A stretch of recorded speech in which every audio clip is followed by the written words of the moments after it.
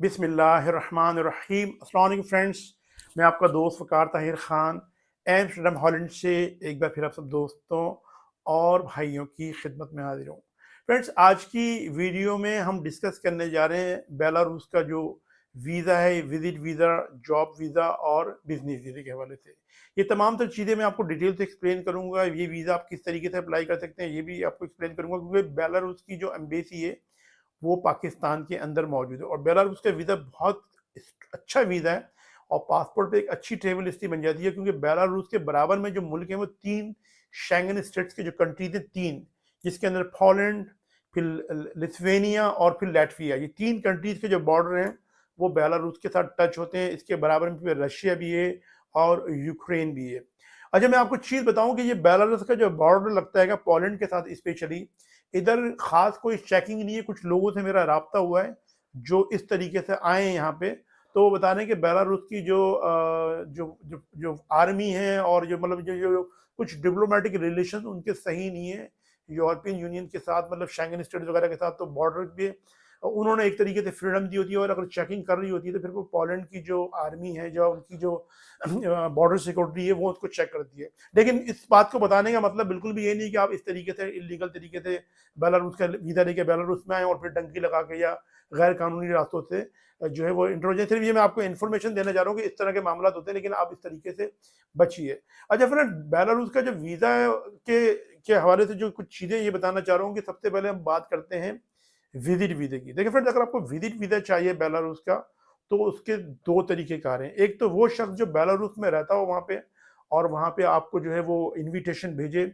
और वो इनविटेशन ऐसा नहीं हो कि वो सिर्फ आपको इनविटेशन भेजते, बाकायदा अपने पासपोर्ट की साथ में कॉपी भी भेजे, और इनविटेशन वो भेजे किसी वकील के थ्रू बनवा के, उसको वकील की स्टैंप हो या मिनिस्ट्री ऑफ फॉरेन से अगर वो उसको अटैच करवा ले तो वो ज़्यादा ऑथेंटिक हो जाएगा। और फिर वो आपको अपने पासपोर्ट की कॉपी, अपनी जो जॉब के डॉक्यूमेंट्स हैं उनके साथ भेजिए, यानी उसकी 3 महीने की सैलरी स्लिप लगी हो, 3 महीने का उस बंदे का बैंक स्टेटमेंट हो, और साथ में उसके जो है वो बैंक के अंदर तकरीबन 3-4 हज़ार यूरो नज़र आ रहे हो, ताकि आपको जो है वो ये शो कर सके कि भाई ये बंदा जो मेरा दोस्त है मुझसे मिलने के लिए आ रहा है, ये इसके जो जितने भी टूरिज्म के दौरान जो एक्सपेंडिचर्स हैं विजिट के दौरान वो मैं फुलफिल कर सकता हूँ।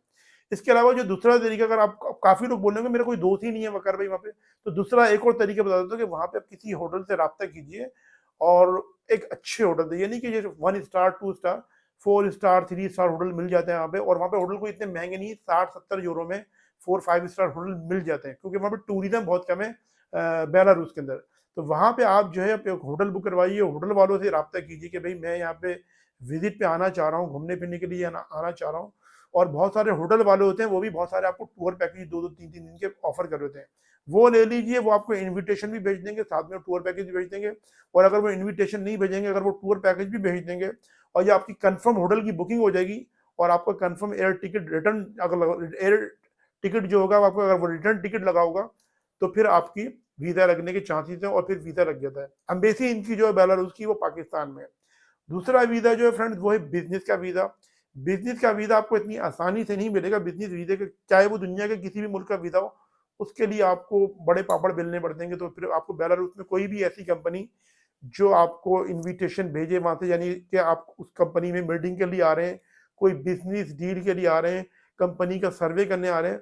और बहुत से लोग जो सबसे बड़ी गलती करते हैं वो ये करते हैं कि किसी की, फर्ज करें पाकिस्तान में कपड़े की दुकान है, और वो हॉलैंड में या कनाडा में या बेलारूस में, मुख्तलिफ कंट्रीज में, वो आईटी की कंपनी में जा रहा है, आईटी की कॉन्फ्रेंस में जा रहा है, वो वहाँ पे जा रहा है इम्पोर्ट एक्सपोर्ट की कॉन्फ्रेंस के अंदर, वो जो वहाँ पे जो सॉफ्टवेयर की जो मुख्तलिफ कॉन्फ्रेंस होती जाती है। भाई आप ये देखें कि आपकी कपड़े की दुकान हैगी, वहाँ पे आप कपड़े का काम कर रहे हैं, वहाँ पे कुछ मुख्तलिफ तरह की प्रोडक्ट बना रहे हैं, वहाँ पे टेलकम पाउडर बना रहे हैं, मिसाल दे रहा हूँ आपको समझाने के लिए, और आप जा रहे हैं आईटी की फील्ड में कॉन्फ्रेंस अटेंड करने के। तो ये इररेलेवेंट चीज़ें, क्योंकि लोगों को समझ में नहीं आता है।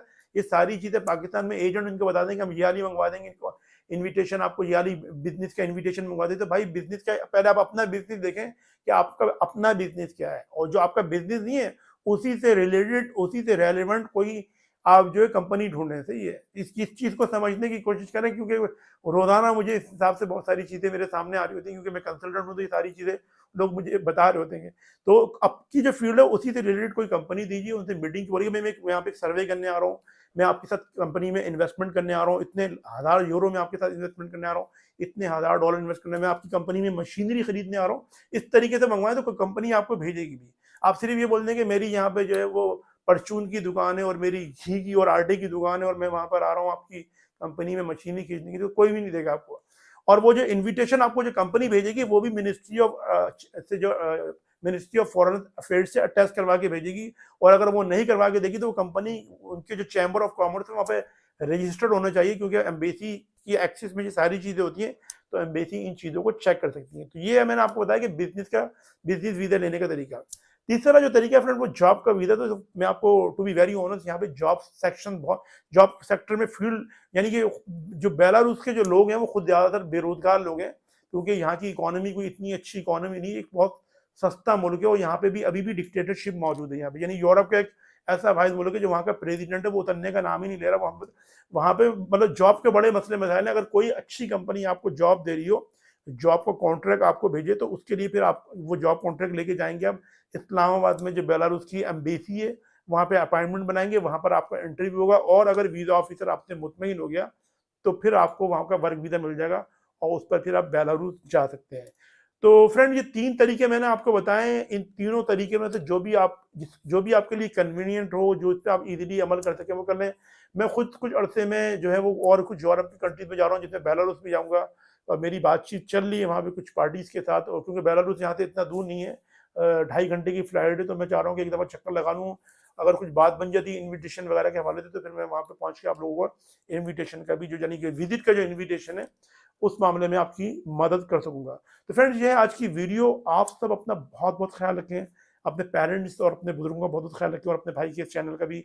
मैं मिलता हूँ आपसे अपनी नेक्स्ट वीडियो में। अस्सलाम वालेकुम, अल्लाह हाफ़िज़।